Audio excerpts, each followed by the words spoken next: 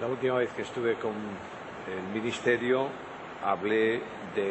dije que iba a empezar una serie sobre Satanás, su forma de actuar, los problemas que genera, el modo de hacerlo, a fin de que conozcamos a Satanás. Lo conozcamos no para defendernos de él, estamos defendidos por el poder de Dios, estamos en un terreno de victoria, pero para que no nos engañe y distorsione, deforme nuestro estilo de vida. Hablé de Satanás, quién era. Hemos visto que es un ser grande, hermoso, sabio, que Dios creó como todo lo que Dios hizo, bueno en gran manera, pero que a causa de su condición se deteriora, peca y es destituido del ministerio celestial. Satanás viene a la tierra con un propósito: tentar al hombre y procurar, especialmente en este tiempo, la caída de los creyentes. Por tanto, será bueno que sepamos lo que la Biblia dice tocante a las tentaciones.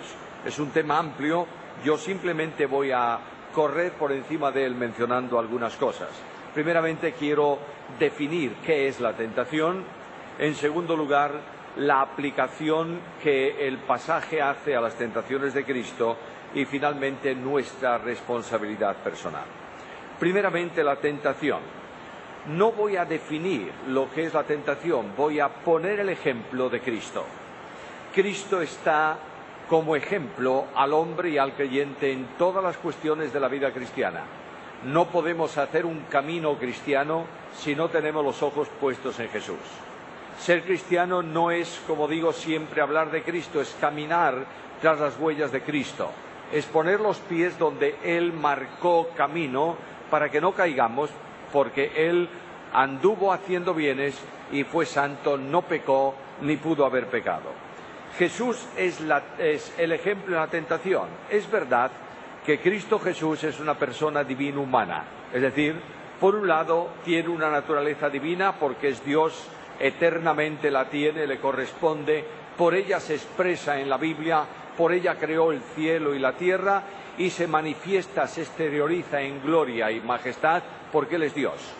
Pero no podemos olvidar que Jesucristo es también hombre, hombre en el amplio sentido de la palabra.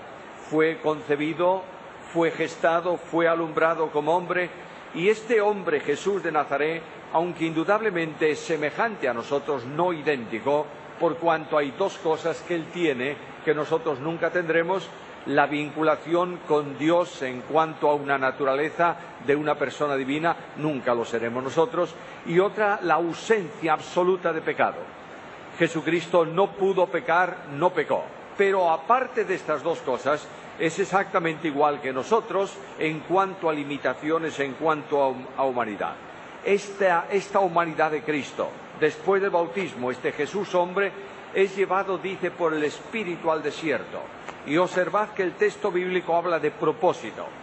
El Espíritu lo llevó al desierto con una misión: ser tentado por el diablo. Y este propósito de Dios está escrito al comienzo del ministerio de Cristo para que nosotros tengamos clara referencia de cómo funciona el tentador en cuanto a tentaciones. La Biblia afirma que Cristo Jesús, en Hebreos capítulo 4, versículo 15, afirma que Cristo fue tentado en todo según nuestra semejanza, pero sin pecado.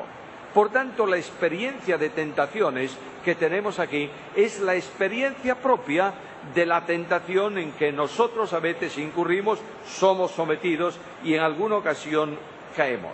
Pero, sin duda alguna, tenemos que marcar una distinción. Aunque Cristo es como nosotros, en el sentido genérico, podemos decir como aquella canción tan famosa: no es como yo.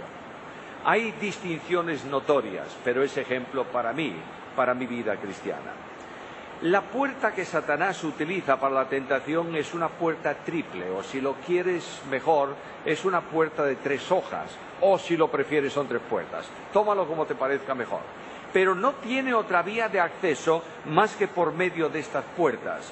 Y en carta primera de Juan, en el capítulo 2, en el versículo 16, las menciona una detrás de otra, cuando dice que todo lo que hay en el mundo, los deseos de la carne, primera puerta, los deseos de los ojos, segunda puerta, La vanagloria de la vida, tercera puerta, no provienen del Padre, sino del mundo.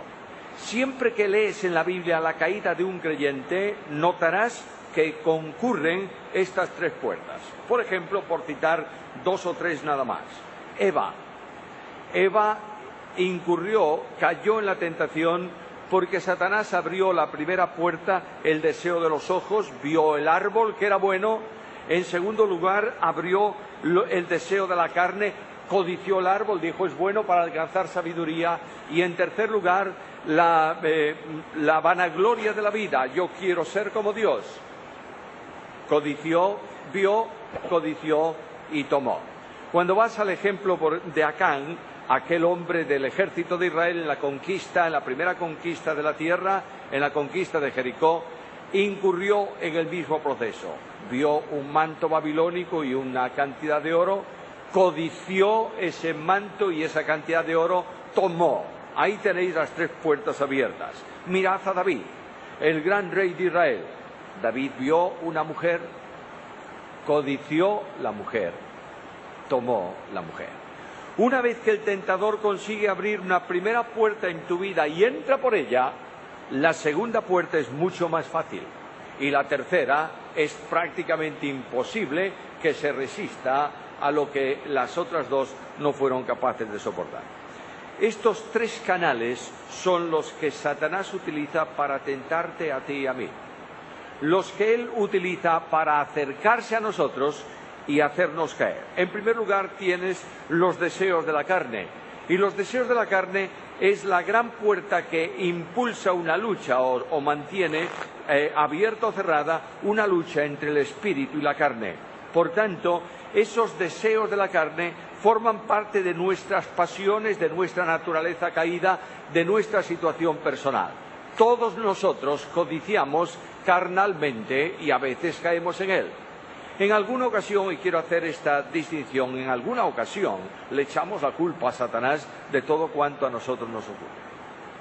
He caído en un pecado y vengo al pastor de la iglesia y hablo con él en privado y le digo, lo siento mucho, he tenido un problema, he caído en este pecado.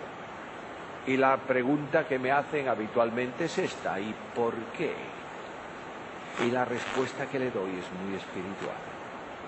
Satanás me ha tentado y yo caí. Y si Satanás está presente en esa conversación, me diría automáticamente, no solo pecador en el sentido que sea, sino también mentiroso. Porque yo no estaba allí. Has caído, como dice Santiago, cuando tu propia naturaleza te sedujo, te atrajo y has caído. Pero muchas veces Satanás activa esa naturaleza caída para la primera puerta en la tentación. En segundo lugar, el deseo de los ojos no solo es carnal, toca la fibra del egoísmo personal. El yo del hombre es esencialmente egoísta. ¿Quién es la persona más importante? Yo. ¿Cuál es la persona más maltratada? Yo. ¿Quién está ocupando puestos que no son de su categoría? Yo. Este yo admirablemente arrogante y orgulloso es la segunda puerta abriendo los deseos de los ojos, codiciando y deseando situarse en lugares que habitualmente no le corresponden. Y la tercera puerta tiene que ver con la vanagloria de la vida, que también es está estrechamente vinculada a la naturaleza caída y que está en el orgullo de la persona. Este orgullo que forma parte de nuestro carácter a causa del pecado incurso en nosotros por descendencia espiritual es la tercera puerta que Satanás maneja para tentarnos y hacernos caer. Ahora mira el ejemplo de Jesús y verás que las tres mismas puertas son las usadas por Satanás. Primeramente, los deseos de la carne, versículos 2 al 4. ¿Tiene hambre Jesús? ¿Está en ayunas mucho tiempo? ¿Y es lícito comer o no? Claro que sí. ¿Cómo no? Segunda cosa, ¿Cristo tiene poder para resolver el problema del hambre? Claro que sí. Es el Hijo de Dios. Y ahora observa la sutileza de Satanás. Tú que tienes todo el poder en el cielo y la tierra, ¿por qué no resolver esa circunstancia? ¿Por qué no mandas que las piedras se conviertan en pan? Satisfaces tu necesidad corporal y no has cometido ninguna cosa incorrecta, porque tú eres Dios y tú tienes poder. Pero Jesús tiene una forma de pensar totalmente diferente. Cuando a Cristo se le invita a comer por parte de los discípulos, Cristo responde: mi comida es que haga la voluntad del que me envió y que acabe su obra. Hay prioridades. Él está en aquella situación pasando hambre y ayunando porque Dios tenía ese propósito para él. Luego, cambiar de orientación, resolver, solucionar, salir de esa situación, es vivir o arreglar un problema no conforme a Dios, sino contrariamente a la voluntad de Dios. De otra manera, Satanás va a venir a tu vida y a la mía muchas veces para decir: ¿por qué permite Dios que pase esto en tu vida? Y cuando tú estás en una enfermedad lo sientes, y cuando tienes un quebranto económico lo sientes mal, y cuando tienes una decepción familiar lo sientes mal, pero muchas veces se hace notoriamente importante cuando se trata de asuntos que tienen que ver con tu vida y con tu ministerio.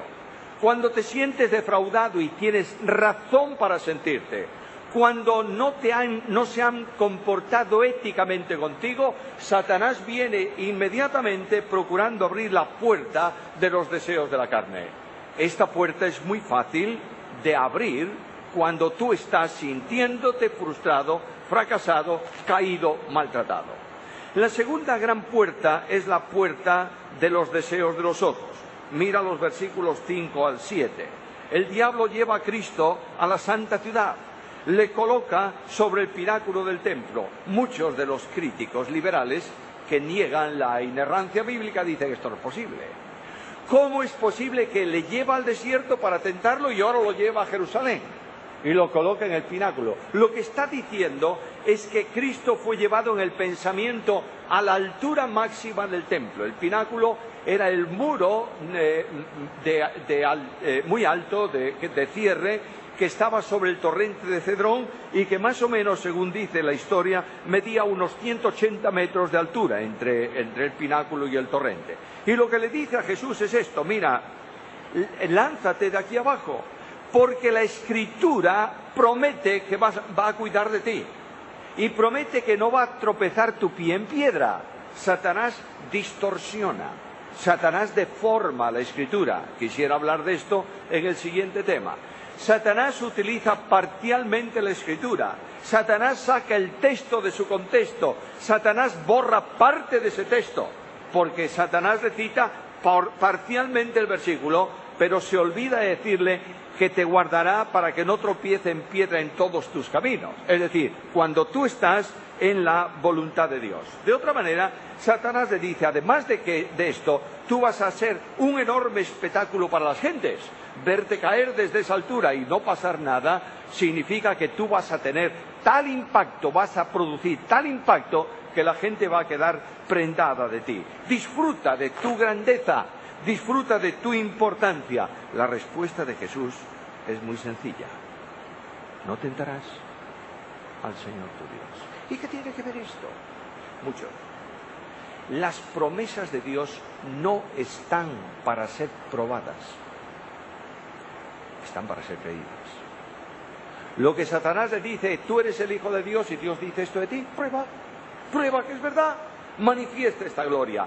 ¿Cuántas veces yo oigo a personas que se presentan delante de Dios reclamando promesas? Pobrecitos, qué ignorancia espiritual tan tremenda. ¿Quién eres tú para reclamar nada a Dios? Lo que tú tienes es que extender tu mano de fe y recibir por gracia la promesa de Dios. ¿Entiendes? Dios promete y Él cumple en el momento necesario, en la situación precisa, en la oportunidad que se requiere. Cristo resistió la segunda puerta. Tercera puerta, la vanagloria de la vida. Versículos 8 al 10.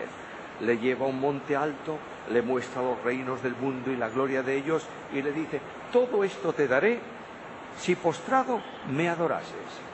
Es una tentación que a veces cuando la leemos decimos, qué ignorante es este Satanás. ¿Cómo le va a adorar?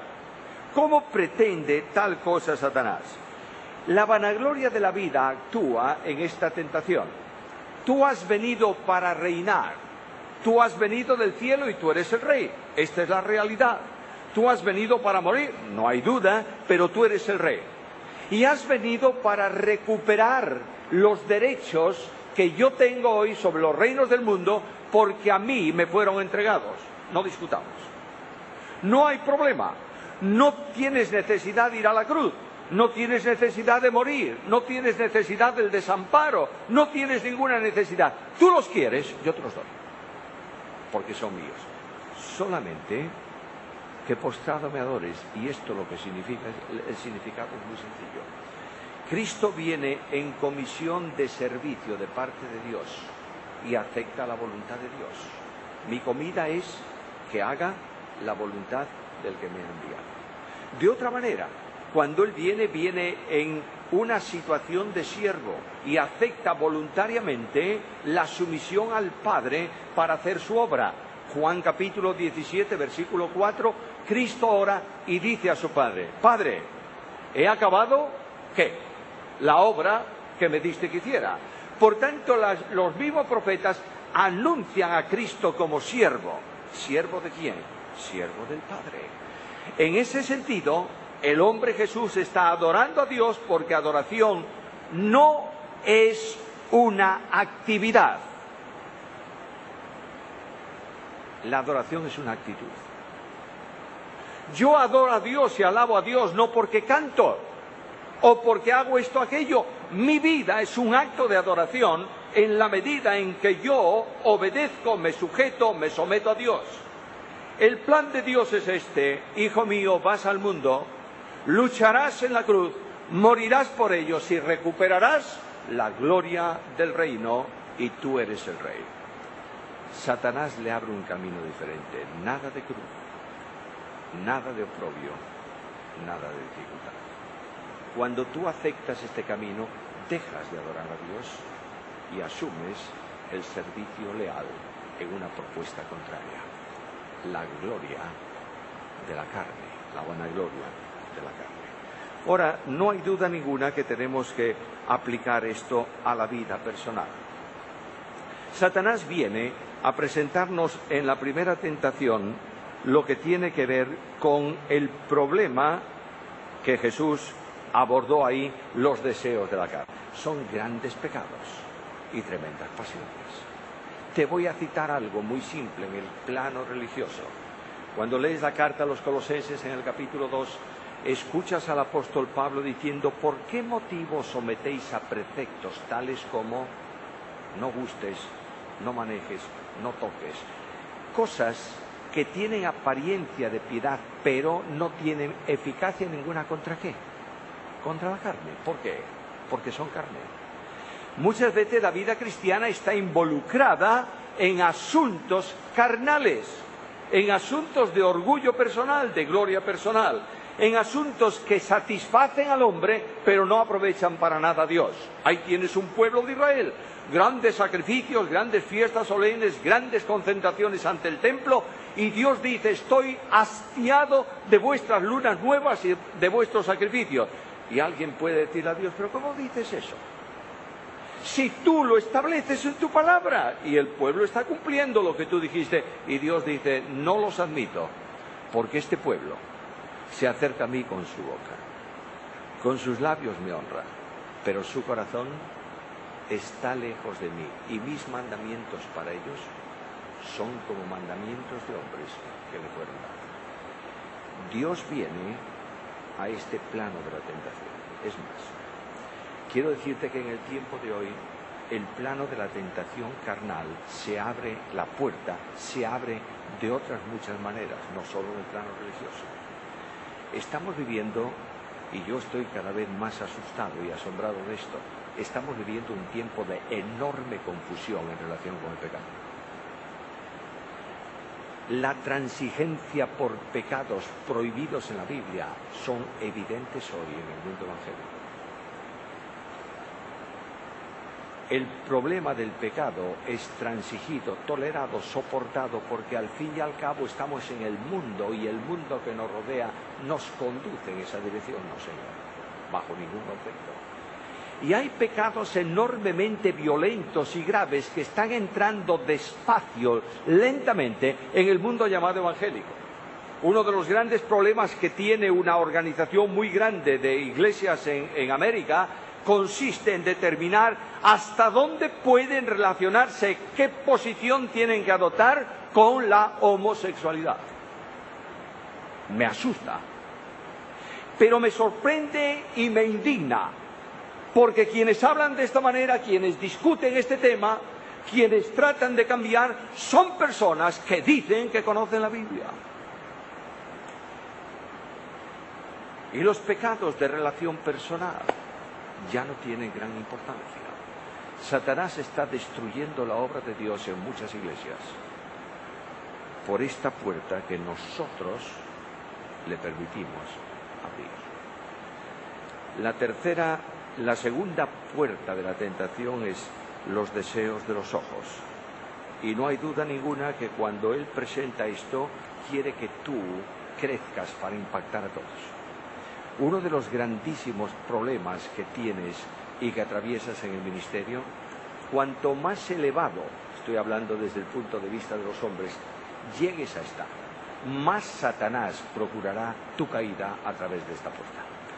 Tenemos que entender algo de una vez por todos y tenemos que asimilarlo profundamente.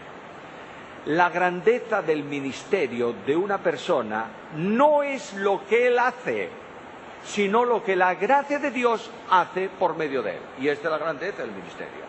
No es que tú llegues a ser el predicador más famoso de la tierra, ni que tú llegues a ser el pastor más grande de la iglesia más grande de la tierra, ni que tú, no importa lo que tú eres, porque eres un hombre. La grandeza de ese hombre es saber que Dios te está usando como instrumento en sus manos y la gloria es de Dios. Hermanos amados, estoy también asombrado de ver cómo la iglesia de Cristo está sobrada de grandes y necesita siervos. Estoy asustado de ver cómo gente en el liderazgo se pelea por puestos, por títulos y por honores. Nunca llegarán a alcanzar nada en su ministerio, están arruinados desde el principio, porque Dios resiste a los soberbios y da gracia a los humildes. Oh, cuántas veces tengo que pedir a Dios de rodillas en el silencio de mi alma: Señor, para gloria de tu nombre, hazme entender realmente lo que yo soy. Satanás va a venir para la vanagloria de la vida. Alcanza la gloria personal, pero ¿por qué vía? No por la vía del sufrimiento, sino por la vía de la gloria. Los creyentes de Getsemaní son muy pocos, lo dije una vez. Hay muchos creyentes de Domingo de Resurrección. Pero el sufrimiento forma parte de la vida cristiana. Si tú no tienes conflictos, tienes que preguntarte si eres cristiano. ¿Por qué? Porque escucha lo que dice la Biblia. En el mundo tendréis aflicción. ¿Y qué dice Pablo? No en el mundo, en la iglesia. Pablo escribe una carta para gente que está en la iglesia, para líderes de la iglesia. ¿Y qué les dice? El que quiere vivir piadosamente padecerá persecución. La vanagloria de la vida es presentarte más de lo que eres y tener un concepto de ti más alto que el que Dios demanda. Hermanos míos, qué fácil es caer en la tentación. Cuán sencillamente puedes tropezar y puedo tropezar. La Biblia, a través de las tentaciones de Cristo, nos lleva al alcance de esta dimensión. Tengo que entender algo y quiero entenderlo yo esta mañana. Yo no soy Señor, soy siervo. Yo no soy el mejor para este puesto. El puesto lo da Dios en el momento oportuno. Yo no soy la persona sin la cual el mundo va a temblar o la iglesia va a estremecerse. Dios es el Señor. ¿Lo comprendemos o no? La palabra de Dios es clara en este sentido y nos enfrenta que no hay nada más odioso para Satanás que oír a un creyente que dice: Señor mío y Dios mío. No lo puede resistir, pero ese es el camino de la victoria. Por último, ¿cuál es nuestra responsabilidad? En primer lugar, tenemos una idea extraña. La idea es esta: poco tenemos que hacer cuando Satanás se empeña en tentarnos, ¿verdad? Si Satanás se empeña, tarde o temprano va a llevar la victoria. No, señor. Satanás es un ser derrotado para ti y para mí. Es más, él no puede ir más allá en tu vida y en la mía de lo que Dios le autorice. Por tanto, Dios no me manda en modo alguno ir a buscar a Satanás y pelearme con él. Pobre de mí, si hago tal cosa, seré derrotado inmediatamente. La idea de vamos a buscar a los demonios y pisar la cabeza es absurdo en la Biblia, porque ya está. La idea es lo mismo que si yo dijese esta mañana: Señor, por favor, danos luz para estar aquí. Ya la tienes. ¿Para qué la pides?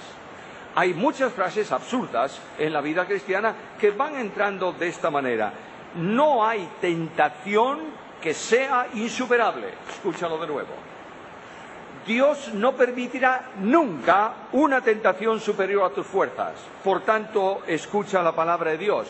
No os ha sobrevenido ninguna tentación que no sea humana.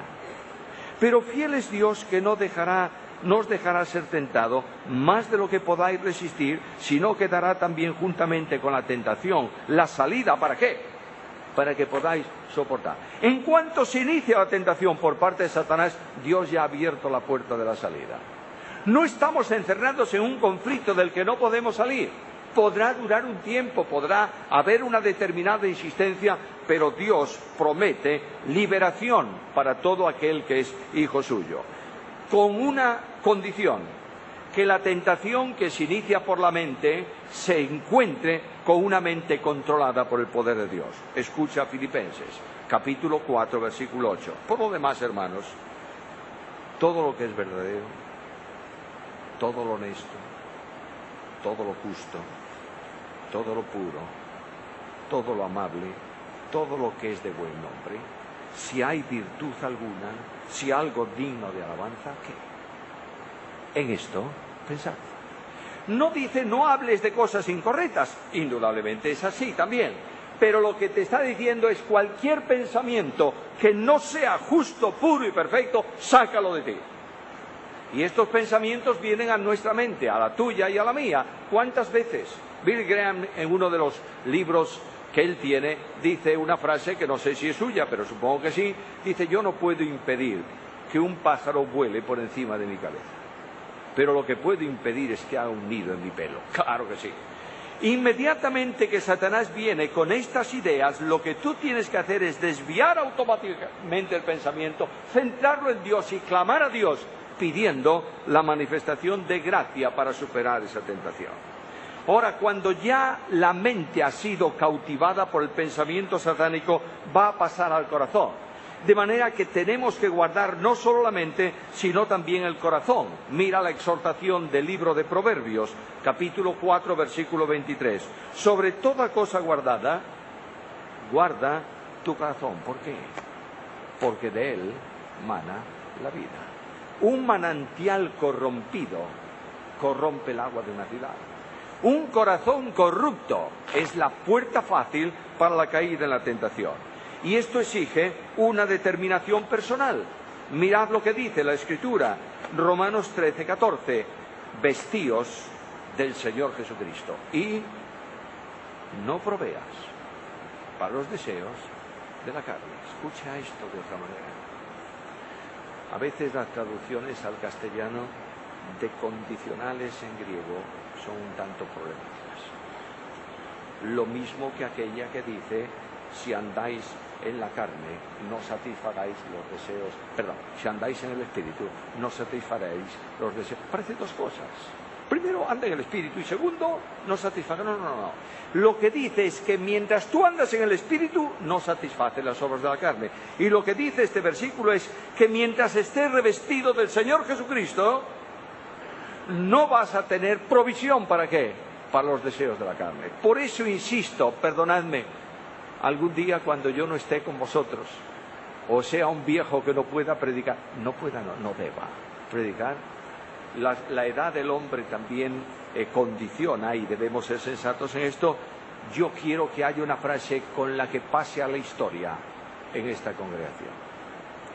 Para mí, el vivir es Cristo.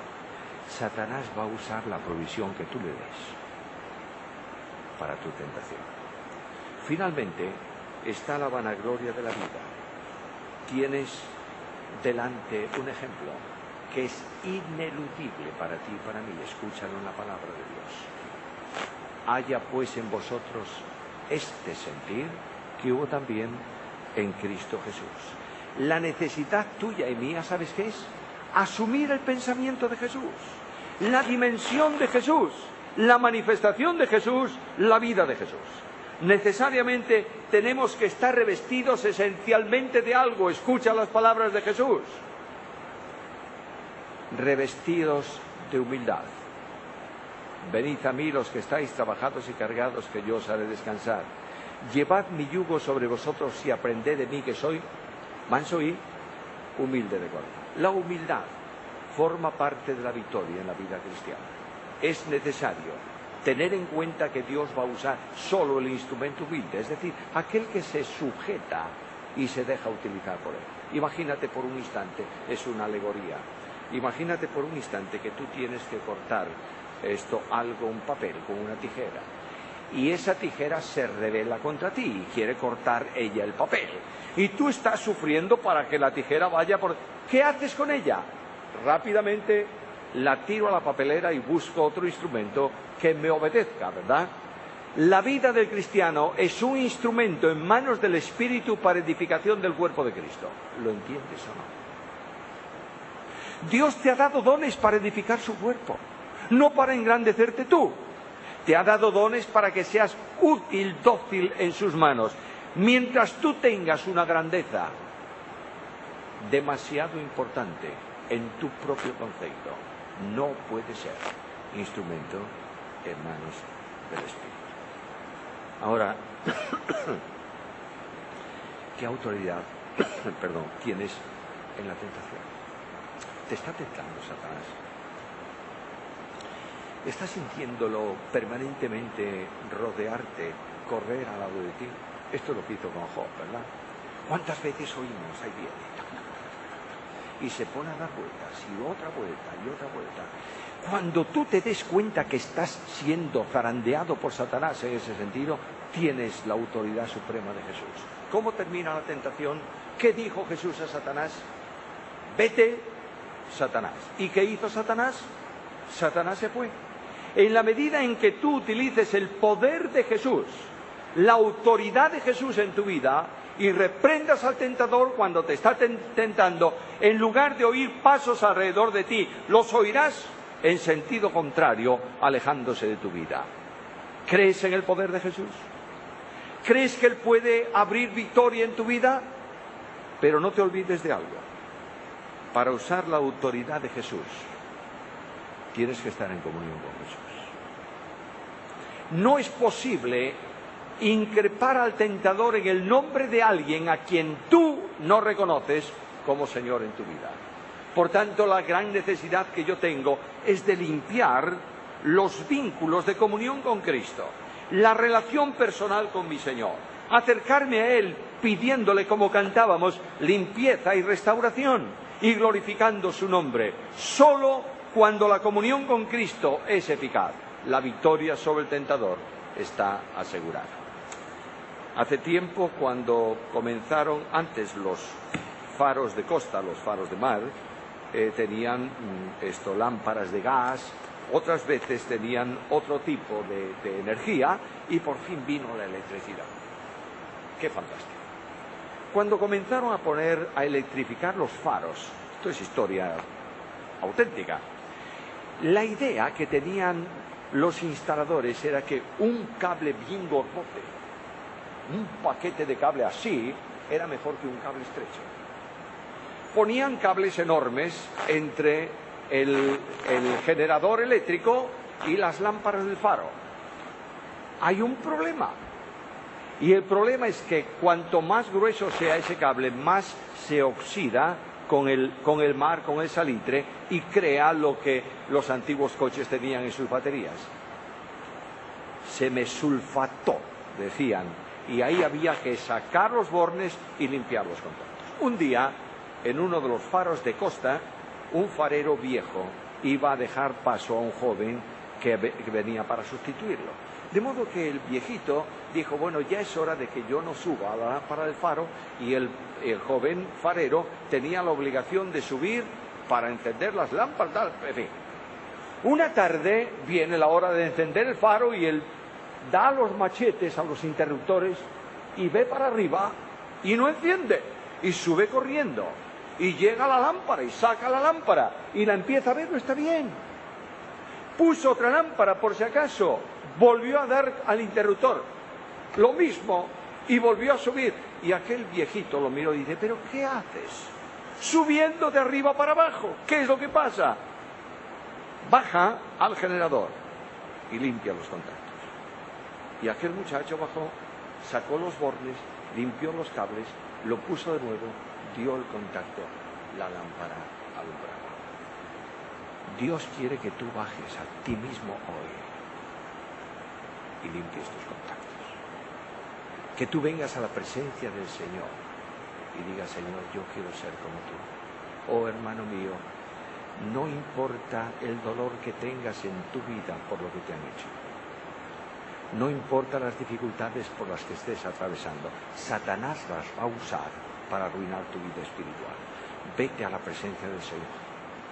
Siente el contacto cariñoso de Jesús, el plan suyo para tu vida, el lugar que tú tienes que ocupar, y sé más que vencedor en Cristo, porque Él te ama. Oh, que Dios nos ayude a ser victoriosos a lo largo de esta semana. Oremos. Padre nuestro y Dios nuestro, te damos gracias porque tu palabra nos enseña la victoria de Jesús en el plano de la humanidad sobre el tentador. Y estamos seguros, confiamos plenamente en tus promesas, descansamos en ti y sabemos que no nos vas a dejar ser tentados más allá de lo que podamos resistir. Es posible, Señor, que estemos sintiendo la fatiga y el peso de la tentación, pero te pedimos que en este día haya verdadera victoria en Cristo Jesús.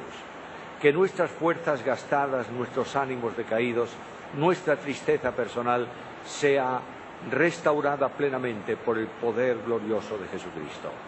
Que la grandeza del Señor, la gloria de su gracia, la esperanza de su vida en nosotros transforme nuestra situación personal y nos haga sonreír siempre, porque podemos vivir una vida de bendición en el camino que tú has trazado para nosotros.